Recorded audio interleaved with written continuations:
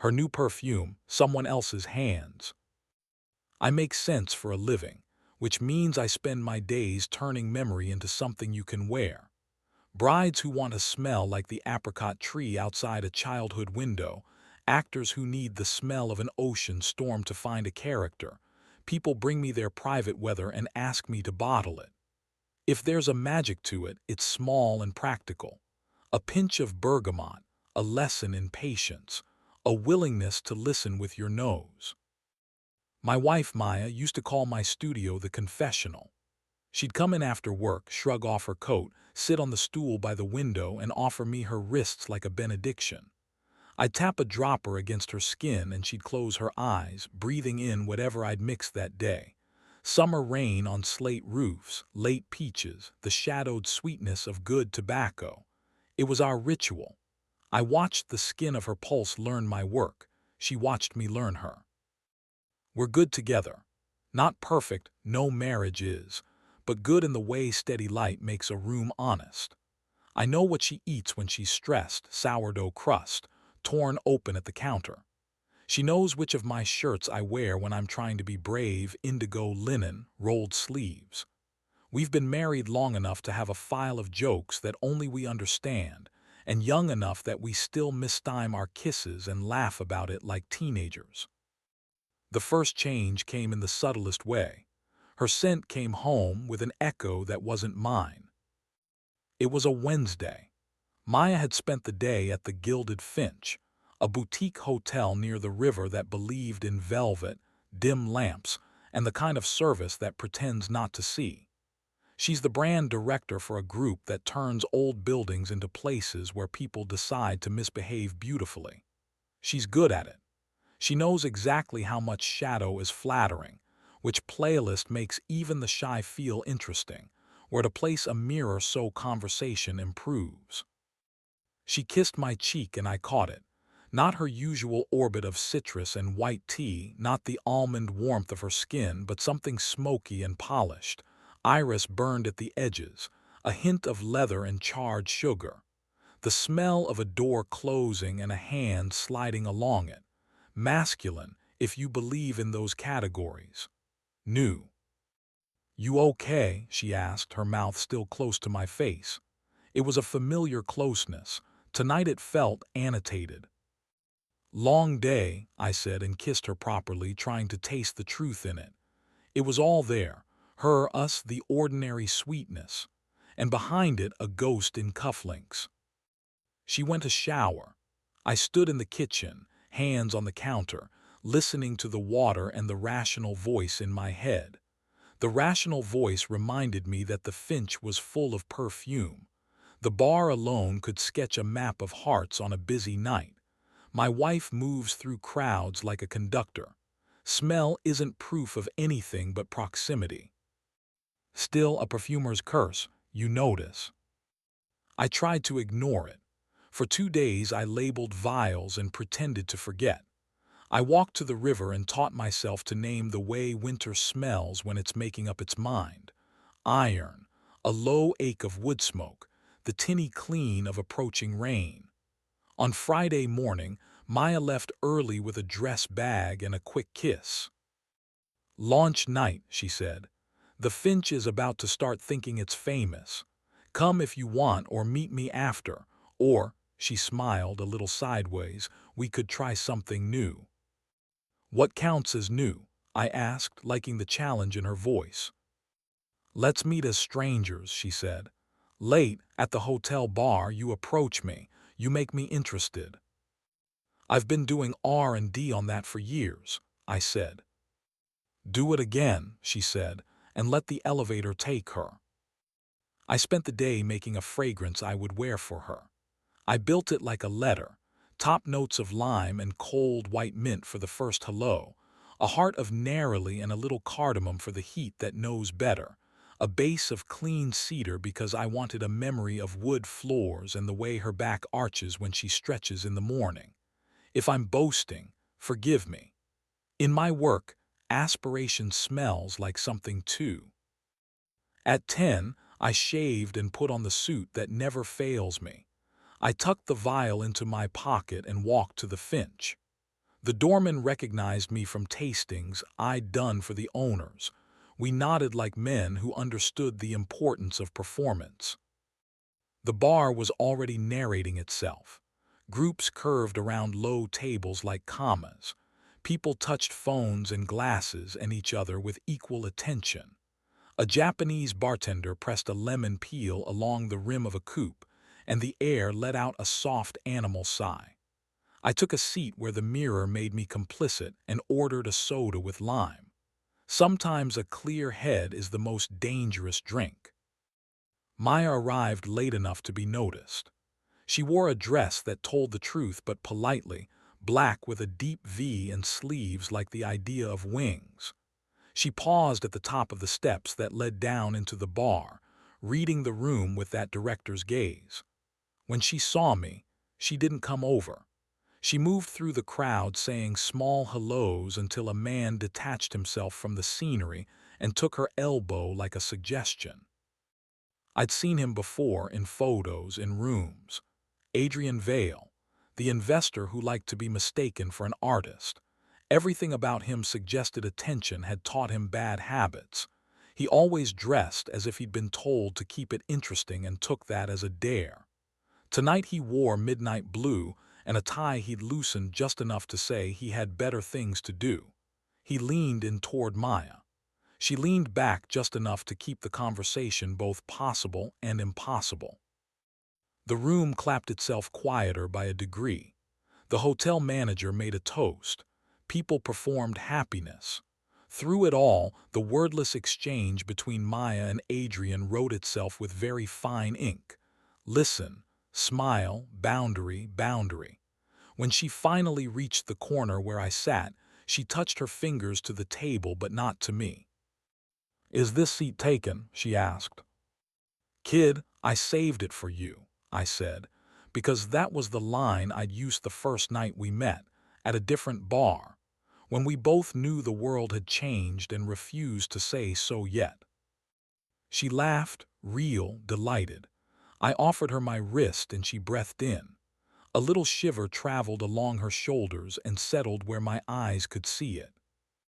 "You've been making things in that little room of yours," she said. "For you," I said, and let the mirror watch us decide we were new to each other only where it helped. We played the game, but we played it like people who knew where not to hurt. I let my knee touch hers and then not.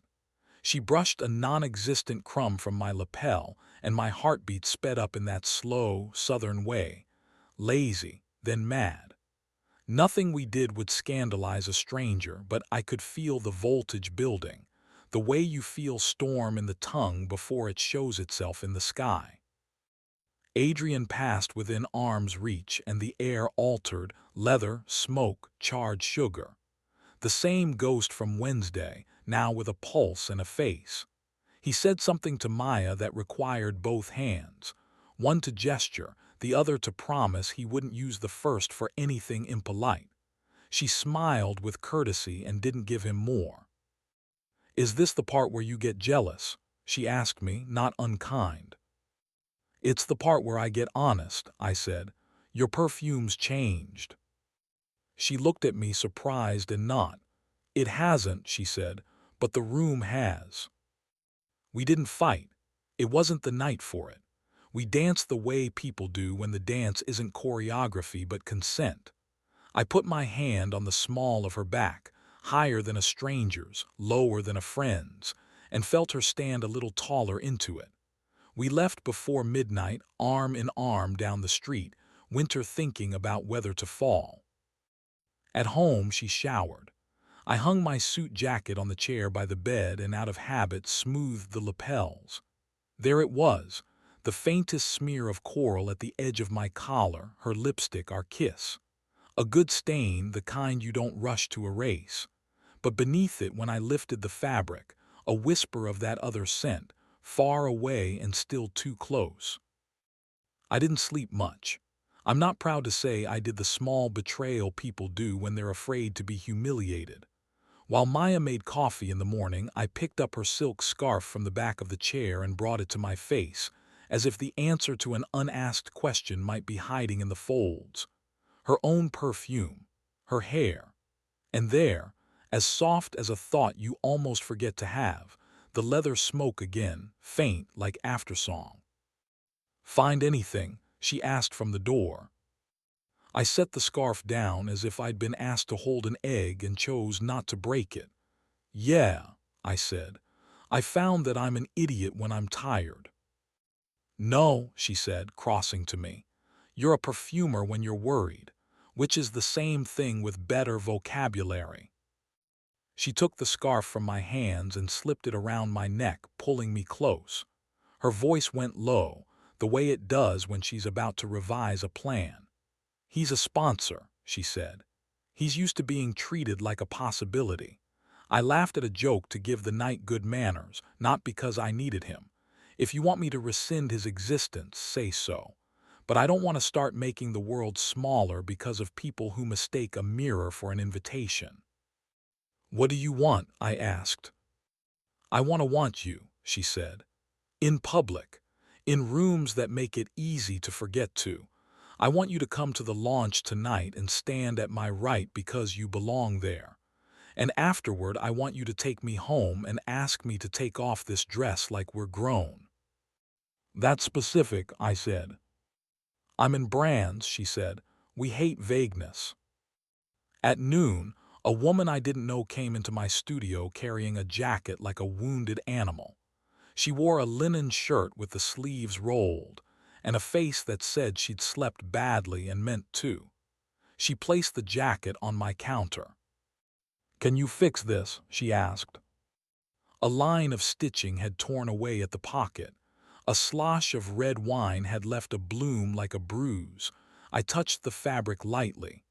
"I can mend," I said. "The color will fade, the memory will stay." She looked around the room, reading the rows of vials like an alphabet she almost knew. "I'm Elise," she offered. "I help plan events for the Finch." "Daniel," I said, and waited for the reason people come even when they say they're here for a hem. She glanced at the door as if privacy could be rolled shut.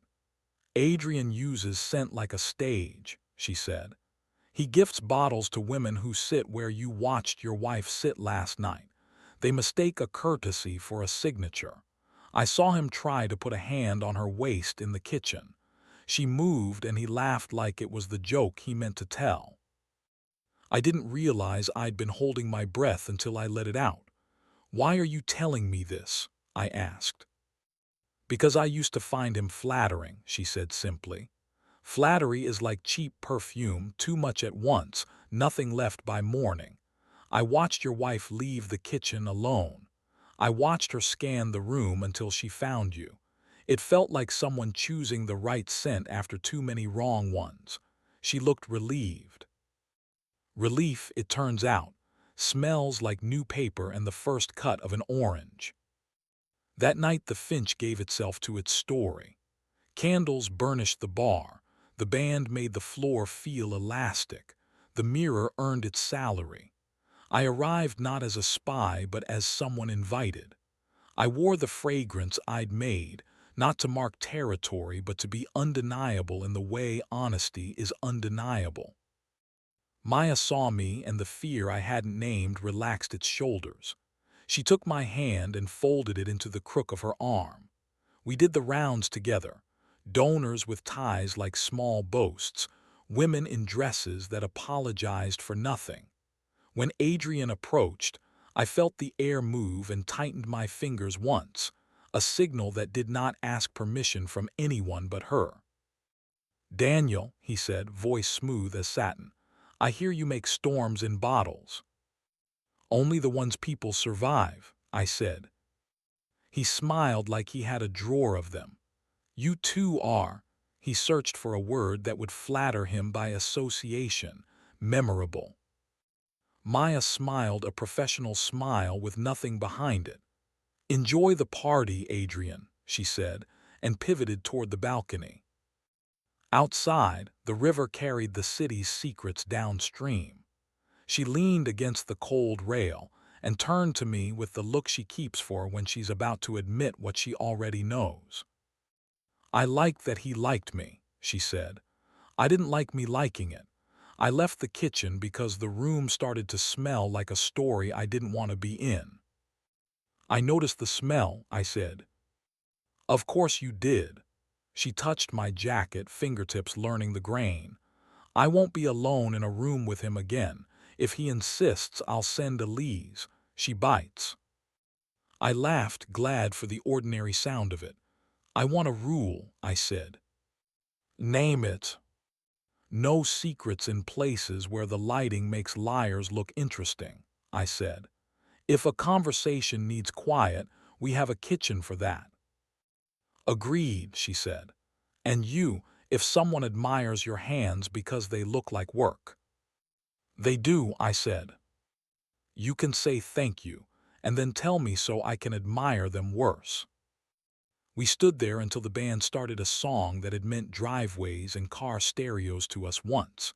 She put her head on my shoulder. I pressed my nose into her hair, and there it was, our life, warm and familiar, the ghost cologne faint as a bad idea at last call, the mint lime letter I'd written her on my own wrists.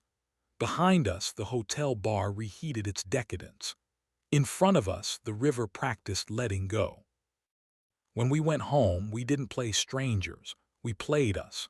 She kicked her shoes into the corner and pulled me down the hall by the tie, laughing with the relief that gets mistaken for recklessness. I unzipped her dress, slow enough to say this is us choosing, quick enough to say this is us wanting. The bedroom window glowed with the city's soft insomnia. We kept our clothes near and our hands patient. We gave the mirror nothing to complain about. We gave each other everything that matters when two people decide to be careful and brave at the same time. Later, propped on pillows, she took my hand and traced the lines there as if reading a map. I can smell your cedar on me, she said, like I borrowed your calm. Keep it, I said. I made extra. She smiled and rolled to her side so I could fit into the curve of her. Her breathing slowed. The apartment settled. The jacket on the chair held a suggestion of coral, our stain, our proof of life. I thought of Elise and her jacket, of Adrian and his careless cologne, of the hundreds of people I'd mixed for over the years, each wanting a way to be recognized and forgiven. In the morning, I stitched the torn pocket on Elise's jacket with careful, invisible knots and sent it back with a small vial of something I call red thread. A little rose, a little smoke, a little stubbornness. For Maya I made a new thing, no name yet, just the smell of a room with the lights on and the door untempting. She lifted her wrists and I dotted each pulse with it. Her eyes closed. When she opened them, she smiled like a promise that wears well. We still go to hotel bars. Sometimes we sit on opposite sides and see who can make the other blush first with nothing more than a look. Sometimes we leave after one drink and walk the long way home because the city has started to taste different, and it's a waste not to swallow it whole. Every now and then I catch a whisper of leather and charred sugar in a crowd. It doesn't scare me now. It's just a reminder that people will always try to smell like a door you're meant to walk through. I married a woman who knows how to light a room. She married a man who bottles the truth. Between us, there's a line you can't see but you can feel if you touch it with your eyes open. We don't always get it right. We do keep showing up.